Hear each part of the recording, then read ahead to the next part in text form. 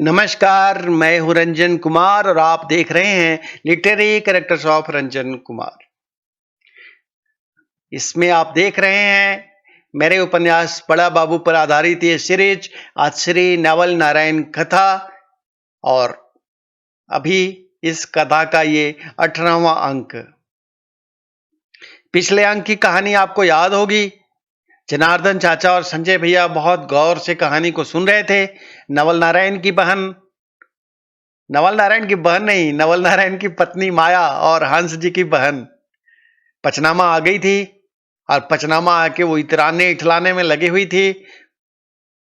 नवल नारायण की पत्नी माया के लटके झटके यहाँ अपने पूर्व प्रेमियों के लिए जारी थे और हंस जी का हंसनी जी से विवाद भी हुआ था कि आप इस बहन को अगर सुदिन सधाने के लिए लेके आए हैं और वो जहां आपके दूसरा एक भांजा का जन्म हुआ है वहां तो आप देखने भी नहीं गए, जहां पिताजी गए हुए हैं, जहां आपकी एक दूसरी बहन गई हुई है, लेकिन 5 महीने में आप उधर झांकने भी नहीं जाते हैं और आप अपनी इस बहन को, जो बच्चा वहां बीमार रहता है, इसको उठा करके यहाँ क्यों ले आए? ये कौन सा नियम है कि इसको तो आप कह के लाए हैं कि सुदिन सधाना है, तो बाकी वहां क्यों सुदिन सधवाने के लिए आप लाने नहीं गए? तो यहीं पे कहानी हम छोड़ के चले गए थे और जनार्दन चाचा और संजय भैया लानते भेज रहे थे हंस जी को, कंस जी को। तो मैं जब वापस बाथरूम से लौट के आता हूं लघुशंका के बाद, तो जनार्दन चाचा कहते हैं, बताइए रंजन बाबू, हम लोग बहुत व्यग्रता से प्रतीक्षा कर रहे हैं कि पचनामा में नवल नारायण की पत्नी माया के साथ और क्या क्या होता है। तो मैं कहता हूं कि बहुत ही गौर से सुनिएगा जनार्दन चाचा और संजय भैया। ये बहुत ही महत्वपूर्ण भाग होने वाला है नवल नारायण की कहानी का, आज श्री नवल नारायण कथा का। यहां से आपको बहुत ही चीजें पता चलेंगी। हंस जी की नीचता की पराकाष्ठा को आप ज्यादा अच्छे से समझ पाएंगे, इसलिए मैं आपको सीधे कहानी पर लेकर के आता हूं। तो संजय भैया बोले, बिल्कुल रंजन बाबू, आगे की बात बताइए। तो मैं उनको बताता हूं कि कंस जी इंतजार कर रहे थे पचनामा गांव में अपनी 10वीं बोर्ड के परीक्षा परिणाम आने का, और हंसनी जी के जिम्मे में आ गई थी माया का वो बेटा जिसे लेकर माया पहुंची थी। और माया को तो अपने जो 3 चाहने वाले थे, नबी मियां, रतन मिश्र और विष्णु पठकवा, इनसे फुर्सत ही नहीं मिलती थी। और हंसनी जी बहुत सारी चीजों को देख करके भी अनदेखा किया करती थी। उनको समझ आ गया था कि इन भाई बहनों को सुधारना असंभव है। जब हंस जी से वाद विवाद हुआ था हंसनी जी का, तो वहां के बाद उनके मन में कुछ ऐसी बातें आ गई थी कि वो मन से उखड़ गई थी। इसलिए उन्होंने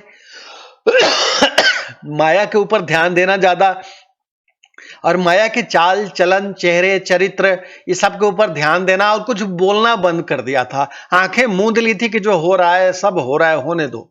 ये सब भाई बहन ऐसे ही हैं, इनके ऊपर कोई फर्क पड़ने वाला नहीं है, ये बहुत मोटी चमड़ी वाले लोग हैं। तो इस बीच में क्या होता है कि माया जब जब जाती अपने पीछे के खड़ी में और घर के तरफ से मुख्य दरवाजा बंद करके स्नान करने, कपड़ा धोने, और अब तो और भी बहाना मिल गया है कि बच्चे ने टॉयलेट कर दिया है तो और भी बहुत सारे कपड़े हमें धोने हैं। बच्चे के कारण बहुत सारे कपड़े और बढ़ गए हैं, तो घंटों उसको कपड़े धोने के बहाने मिल जाते थे पीछे खड़ी में पूरी दोपहर बैठने के लिए। और वो दोपहर में बैठने के बाद आपको पता है, उधर से रतन उधर से पेड़ पर चढ़ेगा, वो दीवार फांद के इधर आ जाएगा, और वहां कपड़े धोने, नहाने और बाथरूम के बहाने माया कुछ और ही कर रही होती थी। जब रतन जाएगा तो जब विष्णु पठकवा वहां पचनामा में होगा तो वो आ जाएगा। तो सबसे ज्यादा दोस्ती मोहब्बत माया के लिए रतन से था, और जब विष्णु पाठक वहां मौजूद हो तो फिर कभी कभार विष्णु पाठक के साथ भी था। और जब अवसर मिल जाए तो नबी मियां तो घर में रोज गाय दूहने के लिए आया ही करते थे, तो उसमें भी अवसर निकाल लेना माया के लिए मुश्किल काम नहीं होता था। तो कंस जी जो है हंस जी के भाई बड़े गौर से एक एक चीज को गौर कर रहे थे। अब वो देखते थे कि जब उधर हमारी ये बहन कपड़े धोने जाती है तो उधर पेड़ पे रतन चढ़ता है बार बार, क्यों? तो एक दिन ऐसे ही रतन को उन्होंने चढ़ के अपने घर के तरफ खड़ी में कूदते हुए देख लिया। कंस जी की उत्सुकता जागी, तो कंस जी भी पेड़ पर चढ़ गए और पेड़ पर चढ़ करके झांक रहे हैं कि उधर हो क्या रहा है। अब उन्होंने जो कंस जी ने अपनी आंखों से देखा, वो कंस जी को कुछ समझ तो नहीं आया, लेकिन ये समझ में आया कि कुछ तो यहां पे अलग ही खेल चल रहा है। तो ये जो 15 साल के मन में एक उत्सुकता जागी कि ये हो क्या रहा है, तो उसके बाद कंस जी इसी ताक में रहते कि कब माया पीछे जाएगी अपने कपड़े धोने के बहाने, और कैसे ही रतन आएगा और रतन जैसे ही पेड़ पे चढ़ के उधर खड़ी में कूदेगा ऊपर चढ़ जाते और छुप करके देखते रहते इनकी वो रासलीला। और जब ये देखते देखते कंस जी को कुछ ज्यादा तो समझ में आ नहीं रहा था कि हो क्या रहा है, ये कोई गंदा खेल कर रहा है, ये क्या क्या करते ये। तो जनार्दन चाचा बोले बहुत बेशर्मी है रंजन बाबू। मैं बोला बिल्कुल जनार्दन चाचा, आज के इस एपिसोड में माया की भी बेशर्मी आपको बताएंगे, हंस जी के घर में क्या चल रहा था वो भी आपको बताएंगे। पूरे धैर्य के साथ सुनते रहिए, खून शिराओं में जमने लगेगा ऐसी अश्लीलता देख के सुन के, ऐसा अन्याय होते देख के सुन के, और उस अन्याय पर सबका मौन देख के सुन के। लेकिन इस कहानी को आगे बढ़ना है तो इस अंश को भी बताना है, और ये घृणित चरित्र हंस जी की इस बहन का आपके सामने लाना भी जरूरी है। संजय भैया बोले बताइए रंजन बाबू आगे का बताइए। पूरी तैयारी है कि आज बैठ के सुनना ही है। तो हमने कहा कंस जी के मन में ये उत्सुकता जाग गई कि आखिर ये हो क्या रहा है। और जब कंस जी और ज्यादा पीछा करने लगे, देखने लगे कब रतन आता है, रतन का एक टाइम फिक्स था कि माया कपड़े लेकर के उधर जाएगी और हंस उसी ताक में हंस जी की बहन के उधर रतन रहता था। जैसे ही उसे कुछ ग्रीन सिग्नल मिलेगा उसे पता चल जाएगा, माया कुछ इशारे करेगी बाहर गली में जाकर के, और उसके बाद ये उधर खड़ी में कपड़े लेकर के पहुंच जाएगी, और उसके 10 मिनट के बाद वो पेड़ पे चढ़ के दीवार के माध्यम से वो उधर खड़ी में पहुंच जाएगा रतन। जैसे ही देखते कि हाँ अब ये गई बहन गई खाड़ी के पीछे, अब गेम शुरू होगा ये खेल, तो कंस जी वो पूरी लाइव स्ट्रीमिंग जिसको आप कह सकते हैं वो देखने पहुंच जाते थे उनकी रासलीला का। तो ये क्रम 4-5 दिन चला, और इस क्रम को देखते देखते कंस जी को यह समझ में आ गया, उस बीच में विष्णु पठकवा आ गया।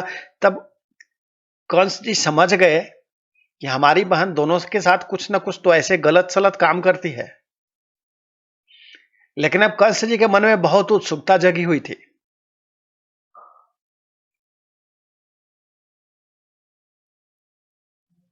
तो होता क्या है कि जैसे ही एक दिन रतन के साथ अपने वासना के गंदे खेल में माया एंगेज थी, उसी वक्त ये हंस जी के भाई कंस जी भी कूद जाते हैं। और जब ये कूद जाते हैं तो रतन तो भाग जाता है वापस पेड़ पे चढ़ के। अब ये बहन को कहते हैं मैं ये सारी बातें अब सबको बताऊंगा, और मैं ये जान गया हूं कि यहां रतन भी आता है और वो विष्णु पठकवा भी आता है।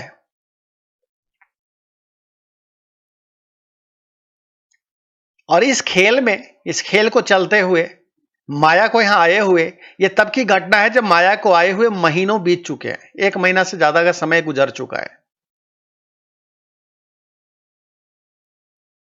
तो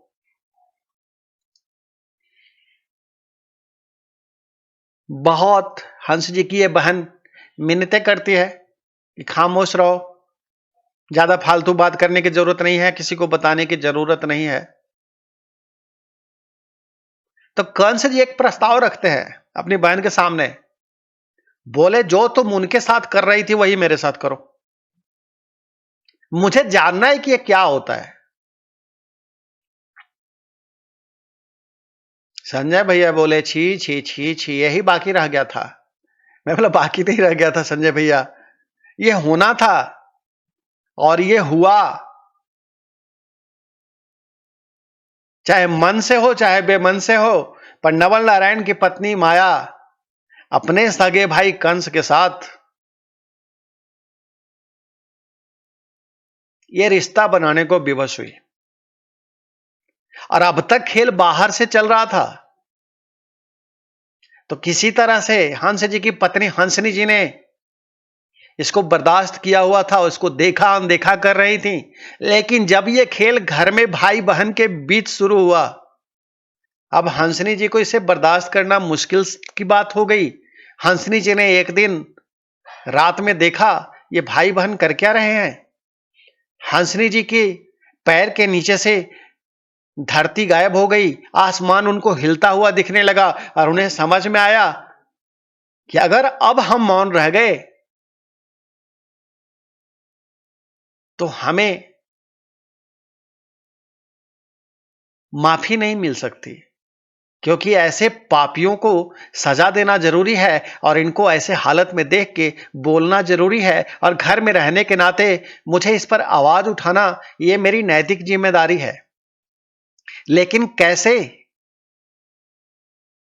ये भी हंसनी जी सोच ही रही थी, योजना बना ही रही थी कि माया के पाप का घड़ा तो भरा हुआ था ना।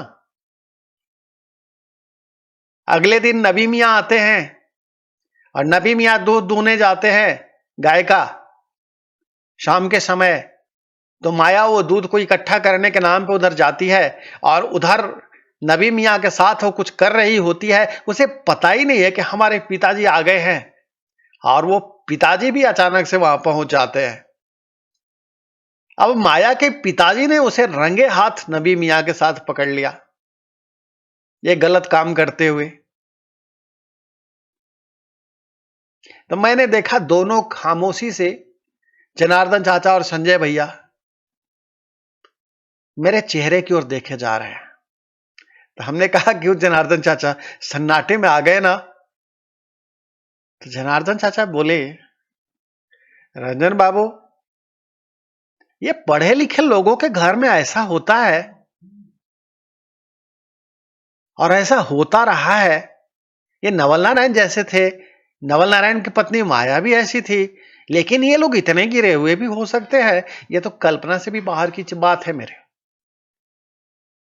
मैं बोला जनार्दन चाचा, अभी इसके आगे की कहानी सुनिए। मैंने कहा है ये कहानी आपके सिराओं में खून को जमा देगा, इसीलिए मुझे ये कहानी बताने के लिए बैठना पड़ा है। नहीं तो छिनरे और भड़वों की कहानी कहने का कोई समाज को लाभ थोड़ी होता है इससे। लेकिन समाज को पता चलना चाहिए कि पढ़े लिखे लोगों के घर में ऐसे जो कारनामे होते हैं, और वो जब इसका सपोर्ट करते हैं, समर्थन देते हैं और मंच पर बैठ करके कुछ और बोलते हैं, तो फिर हंस जैसे व्यक्ति को आप क्या कहेंगे।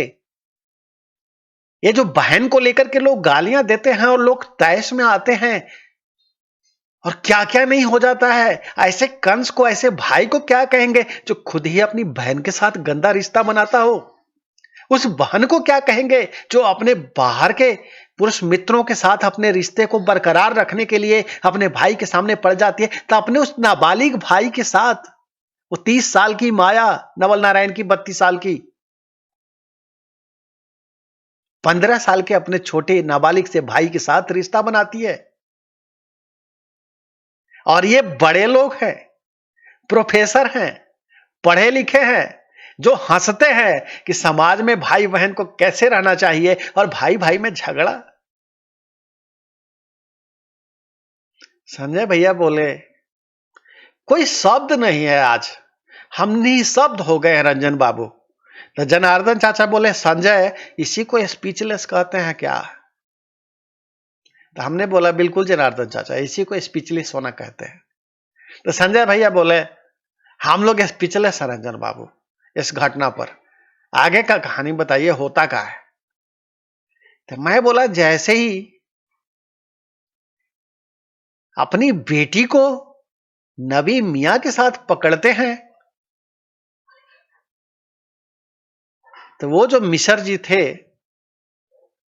हंस जी के पिताजी, उनके पैर तले भी जमीन गायब हो जाती है, आसमान उनको घूमते हुए नजर आता है, और फिर वो आकर के चिल्ला पड़ते हैं कि इस कुल कलंकनी को गदाईपुर से उठा करके लाया कौन? तो हंसनी जी बताती हैं कि आप ही के बेटा, आप ही के सुपुत्र हंस जी लेकर के आए हैं। तब वो पूछते हैं, क्यों लेकर के आया? तो हंसनी जी बताती हैं कि लेकर के आए थे तो मेरा भी झगड़ा हुआ था, और उस झगड़े के बाद हंस जी यहां से रवाना हो गए हैं। अगले दिन रूठे हुए मूड में ही हमने भी ये पूछा था कि आपकी एक और बहन के यहां आपका भांजा जन्म लिया है, उस बहन को तो आपने सुदिन सधाने के लिए नहीं लाया, आप उसको देखने भी नहीं गए, और ये कौन सा सुदिन सधाने के लिए आप इसको लेकर के आ गए? और वहां ये भरोसा देकर के आए हैं कि हम इस बच्चे को कुछ नहीं होने देंगे, क्योंकि वहां इसके ससुर जी ने, आपकी इस बेटी के ससुर जी ने, वहां दत्त बाबू ने कहा है उनको कि अगर इस बच्चे को कुछ हो गया तो इसको हमेशा के लिए अपने घर में रखिएगा, हम अपने नवल नारायण की दूसरी शादी करा देंगे। तो ये सुन करके वो और बिफर पड़ते हैं, उनका गुस्सा 7वें आसमान पर पहुंच जाता है, और वो तुरंत गांव के एक आदमी को भेजते हैं पैसे दे करके कि जाओ तुम जहानाबाद, और अभी के अभी हंस को एक टेलीग्राम करो और कहो कि मैं घर में बहुत परेशानी हो गई है, उस टेलीग्राम में ये लिखो कि मैं बहुत सीरियस बीमार हूं, और वो तुरंत का तुरंत आ जाए। तो हंसनी जी ने कहा, इसका भरोसा नहीं है मुझे कि आपका बीमारी लिखा जाए तो वो आ जाएंगे। तो फिर वो अपनी बहू से पूछते हैं कि तो बताओ बहू, आखिर क्या कहने से वो आएगा हंस छुट्टी लेकर के तुरंत? तो हंसनी जी कहती है, मेरी बीमारी की खबर दीजिए, कहिए कि मैं सीरियस हूं। तो हंस जी को एक टेलीग्राम करने के लिए एक आदमी तुरंत रवाना होता है, जो जहानाबाद जाकर के एक टेलीग्राम करता है हंस जी को,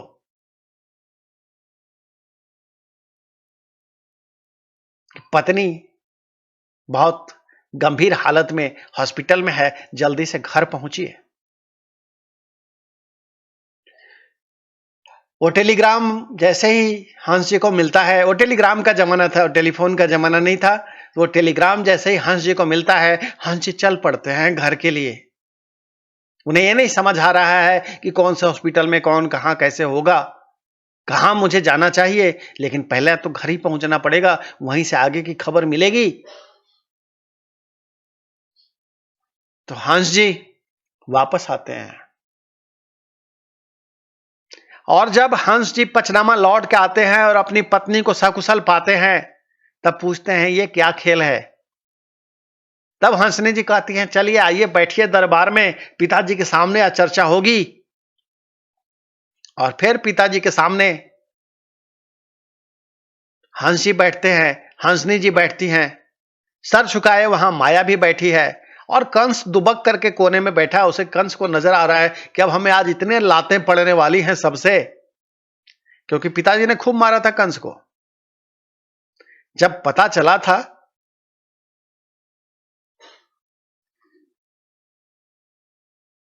हंसनी जी के माध्यम से कि ये भाई बहन के बीच भी गलत रिश्ते चल रहे हैं, जब उन्होंने इसका भेद खोल दिया था अपने ससुर जी के सामने कि क्या चल रहा है घर में, ये आपको समझ में नहीं आएगा, हम बता भी नहीं सकते, तो उन्होंने अपना सारा गुस्सा उसके ऊपर निकाल लिया था। तो बहुत पिटाई हुई थी कंस की। तो तब से कंस जी तो शांत दबे सहमे छुपे से बैठे रहते थे, और जब उनको पता चला अब भाई साहब भी आने वाले हैं,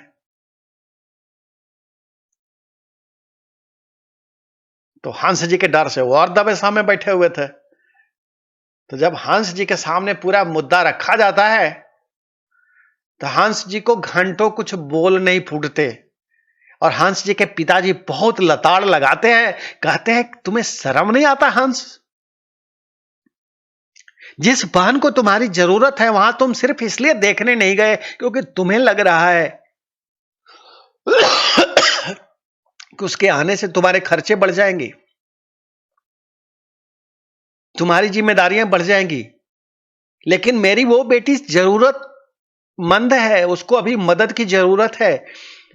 उसके घर वाले, उसके परिवार वाले उसकी संपत्ति हड़प रहे हैं और हम कुछ नहीं कर पा रहे।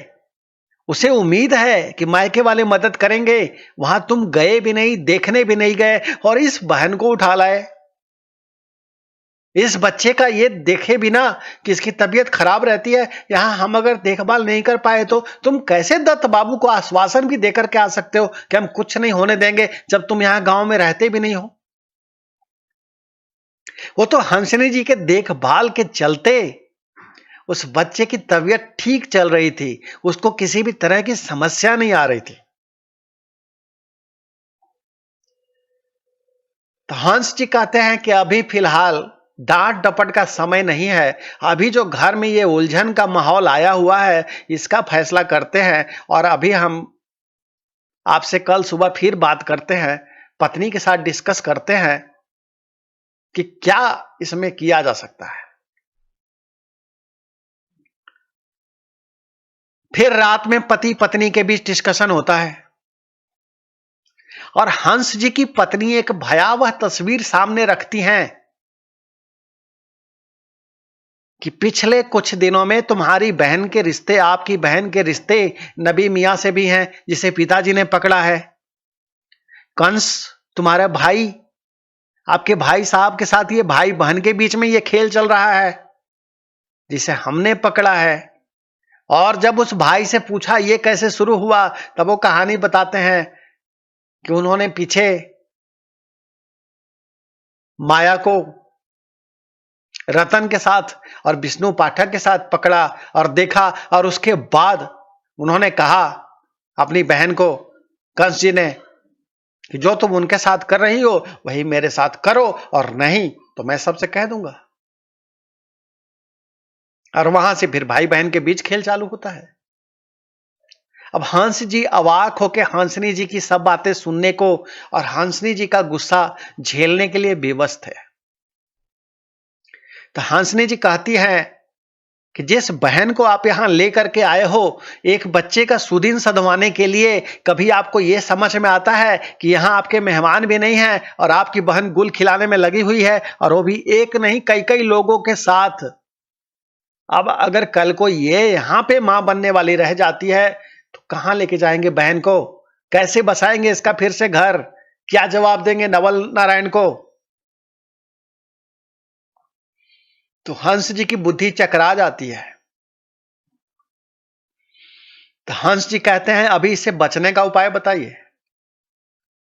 तो हंसनी जी कहती है हम नहीं जानते हैं, अभी के अभी उठाइए और अपनी इस बहन को नवल नारायण के यहां पहुंचा लाइए, क्योंकि बहुत ज्यादा संभावना है कि अगर अगले महीने पता चलता है कि आपकी ये बहन मां बनने वाली है तो क्या करेंगे, क्या जवाब देंगे नवल नारायण को? ये जवाब देने के लिए भी आप ही रहिएगा, क्योंकि आप ही अपनी इस बहन को विदा करा के लाए हैं यहां पे पचनामा सुदिन सधाने के लिए।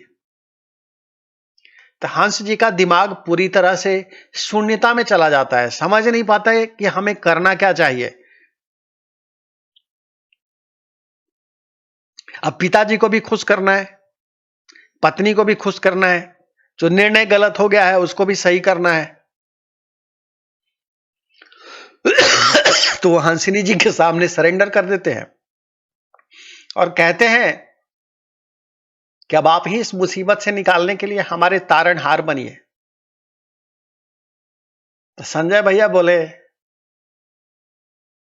हंस जी को यह भरोसा था ना कि हंसनी जी ही रास्ता बता सकती हैं। बोला हंस जी को पूरा पता था कि उनकी ताकत का रहस्य उनकी पत्नी के पास छुपा हुआ है,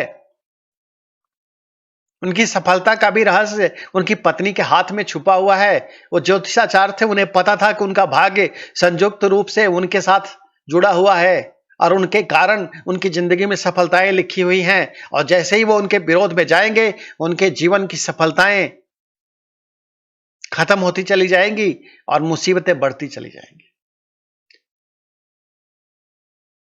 तो जब वो सरेंडर कर देते हैं तो हंसनी जी कहती हैं कि पहले तो आप नवल नारायण को यहां किसी न किसी तरह से बुला लीजिए ताकि आप मुसीबत से बच सके, ताकि मेहमान आ जाए और वो कुछ समय अपनी पत्नी के साथ गुजार सके, ताकि अगर आपकी बहन इस समय में इस जो गलत कारनामे अपने की है उसके कारण अगर मां भी बनती है तो आपका चेहरा समाज में नीचा होने से बच जाएगा और नवल नारायण को फालतू के जवाब सवाल से आप बच जाएंगे। तो हंस जी के दिमाग में यह बात क्लिक कर जाती है। अब हंस जी क्या करते हैं, हंस जी उस बच्चे को, जो बच्चा अभी स्वस्थ चल रहा है नवल नारायण का, उन्हें पता था कि यह बच्चा बीमार हुआ है, उसे एक ऐसी दवा पिला देते हैं होम्योपैथ से जिससे उस बच्चे को टॉयलेट होना शुरू हो जाता है, उस बच्चे को मोशन लग जाते हैं। और हंस जी ये कह के करते हैं कि मैं इसे संभाल लूंगा, अभी इस बच्चे को ये इसलिए दे रहा हूं ताकि इसे इसका पेट भी साफ हो जाएगा और इससे अगर बहुत सारे टॉयलेट होने लगेंगे। चुपके चुपके ये सब प्लानिंग होती है पति पत्नी के बीच। हंसनी जी इसके लिए मना करती हैं, बोलती है हमें बच्चे के साथ खेल नहीं करना चाहिए। हाँ, बच्चे के बारे में ही आपको नवल नारायण को खबर भिजवानी है तो आप ये भिजवाइए कि बच्चे की तबीयत खराब है, आप आइए जल्दी और देख जाइए, लेकिन इसको कोई दवाई नहीं देनी चाहिए, कोई दवाई देकर के बच्चे को बीमार नहीं करना चाहिए। संजय भैया बोले हंस जी इतना नीच थे रंजन बाबू? तो हमने कहा हंस जी बहुत नीच थे जनार्दन चाचा। हंस जी अपनी पत्नी से ये कहते हैं अच्छा ठीक है कोई दवाई नहीं देंगे, लेकिन हंस जी के पास होम्योपैथ के मेडिसिन का एक बॉक्स हुआ करता था, वो उस बच्चे के मुंह में 4 बूंद वो दवा ठुपका देते हैं चुपके से, और उसके बाद बच्चे को लगातार मोशन पर मोशन होने लगता है, बच्चे का शरीर तुरंत उसके प्रति क्रियावान हो जाता है, और जो झूठ खबर फैलाने की व्यवस्था हंस जी कर रहे थे उसी दिशा में गाड़ी आगे बढ़ जाती है, बच्चे का स्वास्थ्य खराब होता है और एक तरफ अपनी बहन को लेकर के हंस जी जहानाबाद पहुंचते हैं बच्चे को दिखाने, और दूसरी तरफ एक आदमी को तुरंत गदाईपुर रवाना करते हैं वहां से जहानाबाद जाकर के अपने साथ ले जाकर के, और कहते हैं कि नवल नारायण को लेकर के ही आना, कहना आपके बच्चे की तबीयत बहुत खराब है और जहानाबाद के इस हॉस्पिटल में इलाज चल रहा है, आप चलिए। तो जैसे ही गांव में नवल नारायण के पास ये खबर पहुंचती है, आदमी खबर लेकर के आता है, जिसे आने में शाम हो गई थी, तो नवल नारायण अगली सुबह के पहले बस से उसी आदमी के साथ वापस जहानाबाद पहुंचते हैं, हंस जी से मिलते हैं, अपने बच्चे की तबीयत देखते हैं, पूछते हैं अब क्या हाल है। हंस जी बताते हैं कि देखिए हम आपके बच्चे को तुरंत तबीयत खराब होते ही लेकर के दौड़े आए हैं आपकी पत्नी के साथ, लेकिन चलिए 2-4 दिन आप भी कचनामा में रहिए, मेरे पास समय कम है, छुट्टियां मेरी कम हैं और मुझे अपनी एक और बहन के यहां देखने भी जाना है क्योंकि वहां भी कुछ मुसीबतें चल रही हैं। तो हंस जी अपने मिशन में कामयाब हो जाते हैं, नवल नारायण इस तरह से उनके साथ पचनामा आते हैं और हंस जी उसी दिन रवाना हो जाते हैं। अपने पिताजी को भी अब खुश करना है ना उनको कि हम उस बहन को देखने जा रहे हैं, तो उस बहन को देखने उसके घर पहुंच जाते हैं।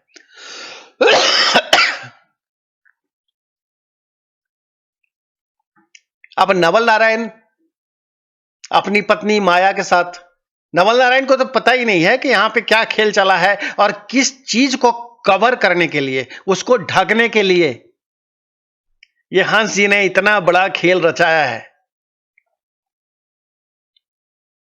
तो हमने देखा संजय भैया कुछ कहने के लिए कुला रहे थे, मैंने कहा बोलिए संजय भैया कुछ आप कहना चाहते हैं? तो बोले रंजन बाबू कहना बहुत कुछ चाहते हैं लेकिन कहानियां को रोकना नहीं चाहते हैं। हम चाहते हैं कि आप आगे का कहानियां बताइए, फिर हमको जो कहना है, कहने का मन तो है लेकिन हम कहेंगे अंत में। तो हमने कहा ठीक है संजय भैया, आगे की बात यह है कि हंस जी अपनी उस बहन के घर पहुंचते हैं और जब देखते हैं कि यहां के हालात तो उससे ज्यादा खराब हैं जितनी मैं कल्पना कर सकता हूं, और पिताजी को उनको खुश भी करना था क्योंकि हंस जी अपनी कई गलतियां लगातार कर चुके हैं। तो वो क्या करते हैं, हंस जी देखते हैं कि यहां उनकी वो छोटी बहन भी पड़ी हुई है जो अपनी बड़ी बहन के देखभाल के लिए गई थी, जिसको पिताजी लेकर के उस बच्चे के जन्म से पहले ही पहुंचा दिए थे, और वही वहां अपनी बहन के बच्चे और बहन की देखभाल में लगी हुई थी। तो हंस जी वहां से सबको उठा करके पचनामा ले आते हैं, कहते हैं यहां ताला लगा दो, देखते हैं, और आप लोग घर चलो, और अभी तो मेहमान का इलाज लंबा चलेगा, वो हॉस्पिटल में लंबा रहेंगे, तो तुम लोग चल के पचनामा में ही रहो अभी फिलहाल, और यहां की समस्याएं यहीं रहने दो। एक ये समस्या आती है कि यहाँ गोतिया लोग लगा हुआ है और ये हमारी धन संपत्ति सब हड़प लेगा। तो हंस जी कहते हैं इसमें तो मैं मदद नहीं कर सकता, जो फिलहाल जा रहा है उसे जाने दो, और जब मेहमान ठीक होके आ जाएंगे हॉस्पिटल से फिर उसके बाद देखेंगे। अभी फिलहाल तुम्हें जो यहां देखभाल करने वाला कोई नहीं है, इससे अच्छी बात यह होगी पचनामा चल करके रहो। तो कोई ऑप्शन तो वहां पे था नहीं।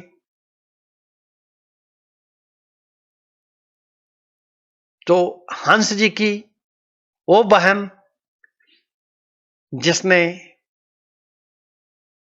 उसी दिन एक और अपने पुत्र को जन्म दिया था, जिस दिन नवल नारायण की माया ने पुत्र को जन्म दिया था, और हंस जी की वो सबसे छोटी वाली बहन भी जो अपनी उस बहन की देखभाल के लिए अपने पिताजी के द्वारा वहां पहुंचाई गई थी, और जो वहां उनके बच्चे थे बड़े, वो सबको लेकर के वापस पचनामा आ जाती है। और जब हंस जी सबको लेकर के पचनामा पहुंचते हैं तो देखते हैं कि हाँ सब कुछ ठीक है। वो नवल नारायण से पूछते हैं कैसे है, अब बच्चे की तबीयत कैसी है। तो बच्चे का, चूंकि तो हंस जी ने दवा देकर के उसकी तबीयत खराब ही करी थी ना, तो बच्चे के पेट के सिस्टम में कुछ ऐसा बिगाड़ हो जाता है उससे पैदा, जिसके कारण बच्चे को पूरी तरह स्वस्थ कर पाना संभव नहीं होता है, और उस बिगाड़ के कारण बच्चे को सांस की समस्याएं भी होने लगी थी। और जब हंस जी नहीं थे पचनामा में, अपनी उस बहन के यहां गए हुए थे, तो एक दिन फिर से जहानाबाद ले जाने की नौबत आ गई थी, क्योंकि बच्चे को सांस की भी समस्या होने लगी थी। तो नवल नारायण दिखा करके वापस अपनी पत्नी के साथ ले करके वापस फिर पचनामा आए थे। तो जब हंस जी आते हैं तो उनको फिर पूरी रिपोर्ट बताते हैं नवल नारायण कि बच्चे को पता नहीं क्यों समस्या आ रही है। तो हंस जी को तो पता था कारण कि क्यों आ रही है और क्या उन्होंने खेल करा है, और हंस जी को लगता था अब मैंने ही चूंकि ये जादू की पुड़िया घुमाई है जिसके कारण वो बच्चे, स्वस्थ बच्चे की तबीयत बिगड़ी है, और मैं ही इसको अब ठीक कर लूंगा, सब कुछ मामला मेरे कंट्रोल में आ गया है। इस बहन को लाने के बाद पिताजी का मुंह बंद हो जाएगा, वो हमें डांट डपट करना बंद कर देंगे, और कंस जो यहां बैठ के समस्याएं कर रहा था, कंस को मैं अपने साथ लेके चला जाऊंगा। और ये जो अचानक से उनके जीवन में ये समस्या आई थी, हंसनी जी ने बताया था, इसका समाधान उनको मिल ही गया। नवल नारायण आ गए थे। अब अगर बहन पेट से भी रह जाती है अगले महीने तो उनको चिंता नहीं है, क्योंकि मेहमान आ गए, अब तो उनके नाम पे उसकी रजिस्ट्री कर ही दी जाएगी उस बच्चे की। भले ही माया के कदाचार से, माया के कई जो पूर्व प्रेमी हैं, भले ही उनके अंश से क्यों ना पैदा हुआ हो बच्चा, अगर आगे होने वाला हो, जो एक संभावना बनी थी जिसके प्रति हंसनी जी ने आगाह किया था। तो हंस जी बड़े खुश होते हैं कि हमारी पूरी योजना जो है हमारे अनुसार काम कर गई। नवल नारायण आगे 2-3 दिन तक और रहते हैं। बच्चे की तबीयत कभी अप कभी डाउन, कभी अप कभी डाउन चल ही रही थी। फिर भी इसमें नवल नारायण ये कह के चले जाते हैं कि हमें तो अब छुट्टियां और नहीं हैं, तो हंस जी ये कह के विदा करते हैं कि बीच बीच में आकर के देखते रहिएगा बच्चे की हालत, क्योंकि मैं भी 2-4 दिनों में चला जाऊंगा, फिर पिताजी अकेले रह जाएंगे और कुछ इमरजेंसी होगा तो गांव के लोग ही मदद के लिए होंगे। तो बीच बीच में आप भी खोज खबर लेते रहिएगा अपनी पत्नी का, अपने बच्चे का। तो स्वीकृति का भाव देते हुए नवल नारायण पचनामा से उधर विदा लेते हैं, और इधर हंस जी ने एक्सपेरिमेंट जो उस बच्चे के साथ किया था, अब वो एक्सपेरिमेंट में उसे दूसरी दवा देते हैं, ये करने के लिए कि अब बच्चा पूरी तरह स्वस्थ हो जाए, ताकि मैं अब अपनी ड्यूटी पे रवाना हो जाऊं और कोई मुसीबत ना आए। और उनको लग रहा था हंस जी को कि हमारा रचा हुआ सारा खेल ठीक हो गया है और सब कुछ हमारे नियंत्रण में है। तो मुग्ध भाव से अपनी पत्नी के साथ बात करते हैं। पत्नी को तो यह पता भी नहीं है कि हंस जी ने जान के उस बच्चे को दवा देकर के बीमार करी है। उन्होंने तो पहले ही मना किया था। हालांकि वो मना करने के बाद भी हंस जी माने नहीं थे और दोबारा से उस बच्चे को पानी पिलाने के बहाने उन्होंने फिर से वो दवाई दे दी थी। अब उस दवा का प्रभाव ये होता है कि वो बच्चे के स्वास्थ्य में फिर से संकट खड़ा होता है, फिर इमरजेंसी आती है, बच्चे को बुखार लग जाता है और बुखार लगते ही निमोनिया बढ़ जाता है। सांसों का संकट तो उस बच्चे के साथ पहले से ही जुड़ा हुआ था। तो इधर हंस जी जाने की तैयारी कर रहे हैं और उधर बच्चा बहुत सीरियस हालत में मिलता है उनको सुबह। तो हंस जी इसके पहले की आगे की तैयारी करते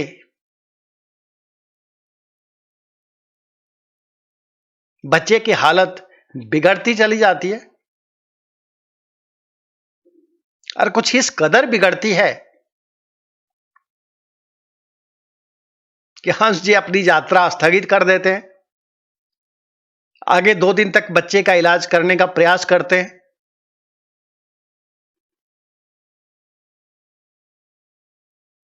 और बच्चे के स्वास्थ्य में कुछ अनुकूल सुधार नहीं होता है।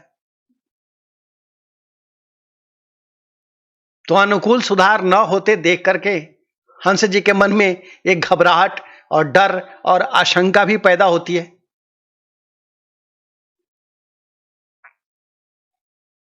हंसनी जी भी दुआओं में हाथ उठाए हुए दिन रात एक कर रही हैं कि कुल के ऊपर कलंक ना लगे, ये दाग ना बन जाए हमारे ऊपर। तो हंसनी जी की दुआएं कुछ काम असर लाती है और वो बच्चा थोड़ा स्वस्थ हो जाता है और हंस जी अपने भाई को लेकर के रवाना हो जाते हैं अपने जहां वो ड्यूटी करते थे वहां। कंस जी को साथ ले जाते हैं और अब उनको लगता है घर की सब समस्याएं हमने ठीक कर दी हैं।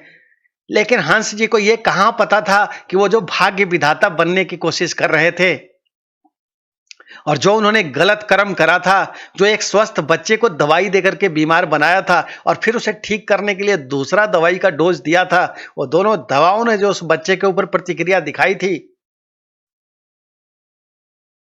उस 6 महीने के बच्चे पर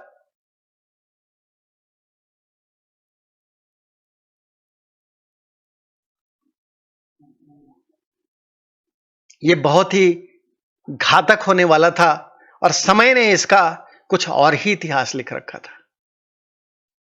तो जनार्दन चाचा कहते हैं, ज्यादा रहस्य मत बनाइए रंजन बाबू, आगे का कहानियां बताइए और आज हम आपको जाने भी नहीं देंगे ये एपिसोडवा खत्म करके, जब तक आप पूरा कहानियां आप बताएंगे नहीं। तो हमने कहा जनार्दन चाचा आज इरादा भी नहीं है जाने का, हम आपको पूरी कहानी आज बता करके ही जाएंगे कि पचनामा में क्या क्या होता है। तो हंस जी चले जाते हैं, रवाना हो जाते हैं और उस बच्चे की तबीयत कभी अप कभी डाउन चल ही रही होती है। और जो हंस जी की दूसरी बहन आ गई थी, जिसके पति की स्वास्थ्य संबंधी समस्याओं के कारण उसके पति उधर हॉस्पिटल में एडमिट है, तो उसका तो सारा ध्यान चिंता फिक्र उधर ही लगा रहता है। तो ये जो हंस जी की सबसे छोटी वाली बहन थी, वो इन दोनों बच्चों को संभाल रही होती है, क्योंकि माया तो ऐसे ही कोई जिम्मेदार नहीं थी। तो माया के बच्चे और जो माया की इस दूसरी बहन का वो बच्चा जिसे अभी अभी हंस जी लिवा करके लाए हैं, ये दोनों की देखभाल हंसनी जी और हंस जी को सबसे छोटी बहन मिलकर कर रही थी। एक बात का फर्क जरूर पड़ा था कि निगरानी बढ़ गई थी, इसलिए माया का खेल ज्यादा चल नहीं पा रहा था। और इसी बीच में हंसनी जी को यह समझ आ जाता है कि माया फिर से मां बनने वाली है। तो हंसनी जी को यह बात भी समझ आ जाता है कि उन्होंने जो भविष्यवाणी की थी हंस जी के सामने, वो उनकी बात सच निकली। और ये बहुत ही अच्छा हुआ कि उनकी बात को स्वीकार करके नवल नारायण को तुरंत बच्चे के बीमार होने के बहाने उनके पति ने बुलवा लिया था, जिसके कारण खानदान के ऊपर दाग लगने से बच जाएगा। सार्वजनिक रूप से कोई इसकी चर्चा नहीं होगी कि हंस जी की ये बहन माया यहां आके गुल क्या क्या खिला रही थी। क्योंकि अगर नवल नारायण यहां नहीं आते पचनामा, तो ये बहुत बड़ा कलंक लगने वाला था कि मायके में रहते हुए ये हंस जी की ये बहन गर्भवती कैसे हो जाती है। तो हंसनी जी बड़ा सुकून में थी। लेकिन इस बीच में क्या होता है, बच्चे की तबीयत खराब होती है। उसे गांव वालों की मदद से, चतुरानंद और गजानन मिश्र के मदद से जहानाबाद तक दिखाने के लिए ले जाया जाता है। और वहां डॉक्टर कई संभावित दवाएं देते हैं और शाम तक दिखा करके ये लौट आते हैं। लेकिन तबीयत में जब कोई आशातीत सुधार नहीं होता है, तो हंस जी को टेलीग्राम किया जाता है कि आप जल्दी से आ जाइए। और उधर से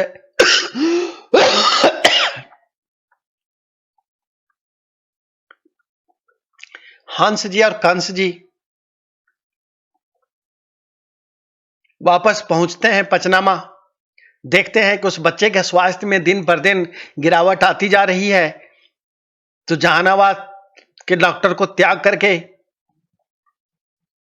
गया दिखाने के लिए वो ले जाते हैं। और उस वक्त गया जिला हुआ करता था। तो गया के डॉक्टर से इलाज जारी रखने की व्यवस्था हंस जी करवाते हैं। लेकिन वहां की भी दवाइयां काम नहीं कर रही थी। हंसनी जी ने एक दो बार कहा कि अरवल में जो डॉक्टर इस बच्चे का इलाज करता था, क्यों ना इसको वहीं भेजा जाए। लेकिन हंस जी कहते हैं कि वहां कैसे भेजेंगे, वहां भेजने का मतलब है कि माया को हमें विदा करना पड़ेगा। और विदा करने का कहने का मतलब है कि नवल नारायण को बुलाना पड़ेगा। तो हमने देखा कि जनार्दन चाचा और संजय भैया बड़े गौर से पूरी कहानी को सुन रहे थे। संजय भैया कुछ कहना चाहते थे, तो हमने पूछा, कुछ कहना चाहते हैं आप संजय भैया? तो बोले, बहुत दुख हो रहा है रंजन बाबू और बहुत परेशानी महसूस कर रहा हूं। सो अभी मैं सोच रहा था कि एक बार ब्रेक से होकर के आऊं, आपको रोक दूं, लेकिन नहीं, आप आगे कहानियां बढ़ाइए। तो हमने कहा नहीं संजय भैया, यहीं पे कहानी को रोक देते हैं और आप भी ब्रेक करके आइए और चलिए मैं भी लघु शंका कराता हूं, फिर आपको इसके आगे की कथा यहीं से तुरंत बताऊंगा। तो जनार्दन चाचा बोले, जो फॉर्मेलिटी है एपिसोडवा को खत्म करने के लिए, ये कहानी बहुत गहराई में पहुंचे हुए हैं। हम चाहते तो नहीं थे कि यहाँ ब्रेक लगे, लेकिन अब संजय को भी लघु शंका लग गई है और आप भी कह रहे हैं फ्रेश होना है। तो हंस को लानत है, कंस को लानत है, नवल नारायण की पत्नी माया को लानत है। तो संजय भैया भी बोले, सबको लानत है जो भी इस कहानी में जुड़ा हुआ है। चलिए रंजन बाबू, लघु शंका करके आते हैं, फिर आगे का कहानी सुनाइएगा आगे। तो मैं चला गया इसके बाद लघु शंका करने। और आप सभी भी व्यूअर्स हैं, समझदार, आपको पता है कि अध्याय समाप्त हो जाता है तो वक्ता को लघु शंका करने चला जाना पड़ता है। और इस बार वक्ता ही नहीं, श्रोता भी हमारे लघु शंका करने हमारे साथ जा रहे हैं, लानते भेजते हुए हंस और कंस को, इस कहानी से जुड़े हुए जो भी हैं सबको। तो जब हम लौट के आवेंगे आगे, तब हम आपको सुनाएंगे इसके आगे की कहानी।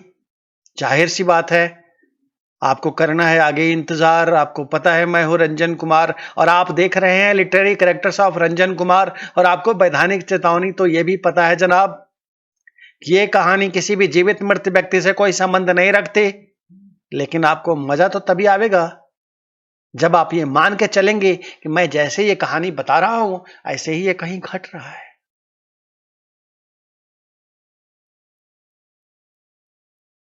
तो संजय भैया बोले ये सबको पता है, चलिए जल्दी से बाथरूम करके आते हैं और उसके आगे का कहानी सुनना है कि इसके आगे क्या होता है।